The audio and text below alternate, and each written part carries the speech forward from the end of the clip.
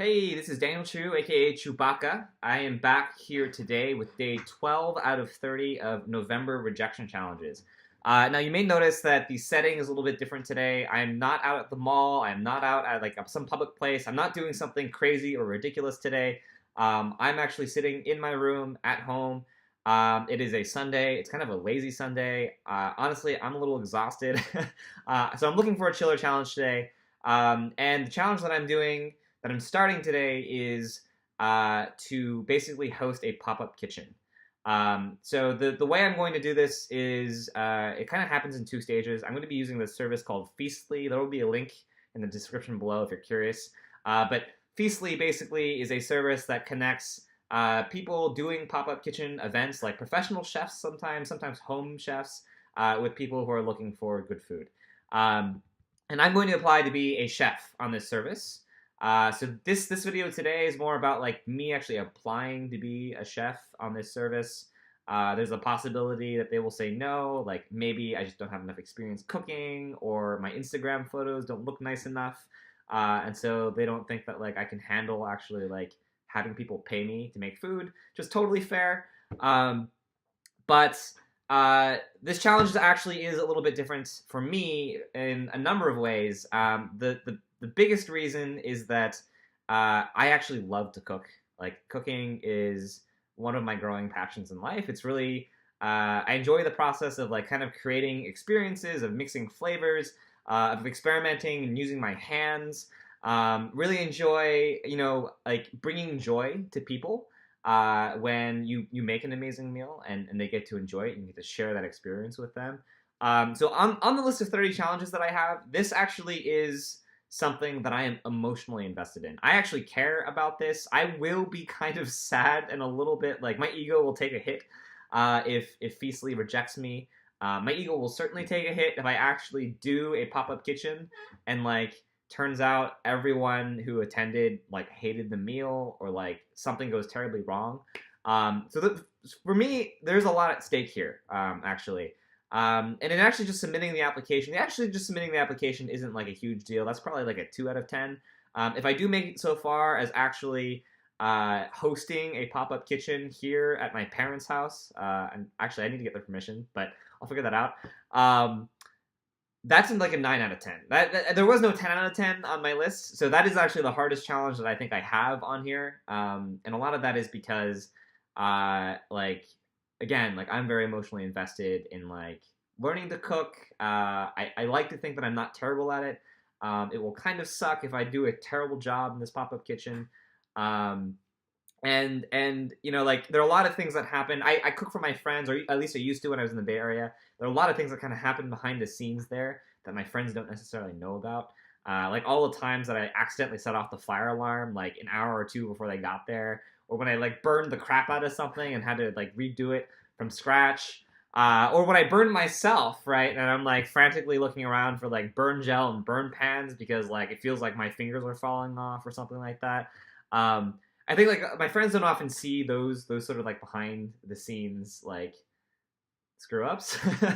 And there's room for that with friends, at least, because they understand if I mess up, and like it's me doing dinner at all is sort of a nice gesture. In this case, people are actually paying me for dinner, so if I mess up, like I have angry customers. Like they're paying for an experience, and it damn well better go well, right? So that makes me real nervous, and it's not like straight up like rejection in the sense that like someone's going to say yes or no, but it certainly is like there's a lot of pressure, and in asking people for feedback after the meal, which I will, there is the possibility of hearing things that I don't want to hear. I may hear that someone just absolutely hated the meal, or that this is an extreme case, but maybe someone will actually like decide to attack my character or my like ability as a chef and just say you're an awful chef, right? And like that could be totally true from their perspective, but it will hurt to hear. And I think there will be a lot of like the same emotions as rejection, right? That is a form of rejection. I will feel kind of embarrassed. There will be a sense of feeling judged, and I'll have to kind of deal with that. This sort of the ego hit that comes with all of that.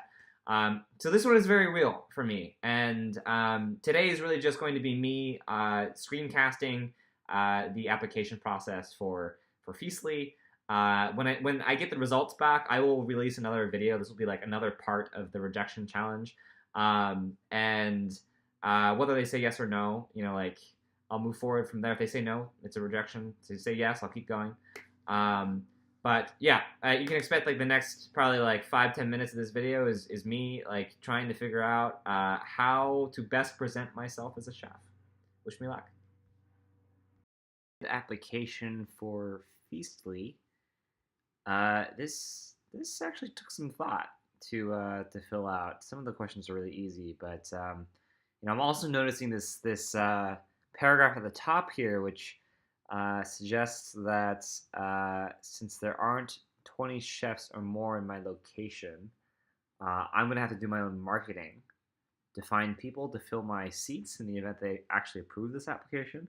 So that itself is also going to be kind of an interesting challenge.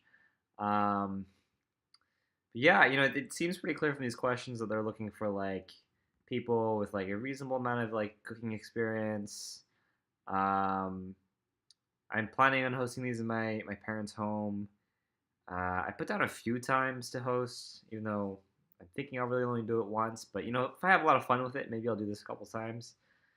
Um, yeah, I dug up some really cool food photos. Actually, I found some really great ones in my on my Facebook feed, and I'm actually pretty happy with this spread of photos. This actually looks like fairly professional. Looks pretty delicious.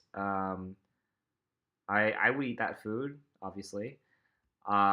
So yeah, I think the challenge here is like convincing them that despite not having cooked for that long, that I actually like I can handle this. So I told them a little bit in here about why I cook and like a couple of the things that I've learned how to do, like cut sashimi and fabricate cuts from like chickens and laminating dough, which is a process you do to lock butter into croissant dough. Um, so I actually looking at this, I don't think this is a super weak application. I think I have a reasonable chance, but I really don't know what the quality bar is. So this will be interesting. In addition to some general information, they've asked me to fill out a sample menu. Um, this definitely took some thought, and I actually lost my work a couple times. But the menu I came up with, I have 4 Japanese dishes that I would probably serve. Most of these are things that I've done before, probably a couple times before, so I'm comfortable with them. And I like the Japanese theme because I really like Japanese food, and I also really like cooking Japanese food. So this menu is basically centered around the Nobu miso black cod, which I have learned to do very well, and is basically complemented with a couple of other dishes. We have miso glazed eggplant, which I think goes pretty well with the miso black cod. You've got some similar flavor hints.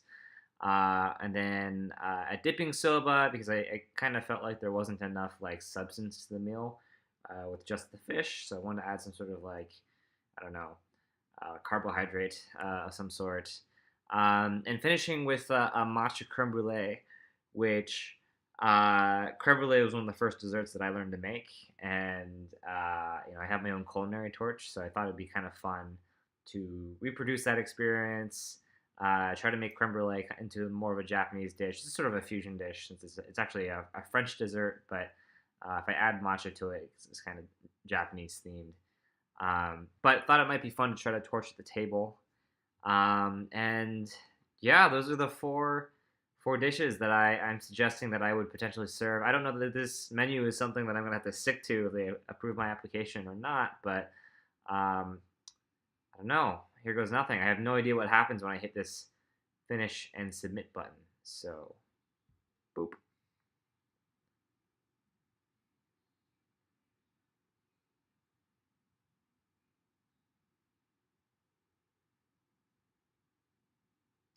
All right, cool. Sounds like they'll be in touch. So, hopefully, I'll hear back soon. And if that goes well, then I can start planning my actual pop up kitchen, which I am both excited and terrified for. Thanks for watching.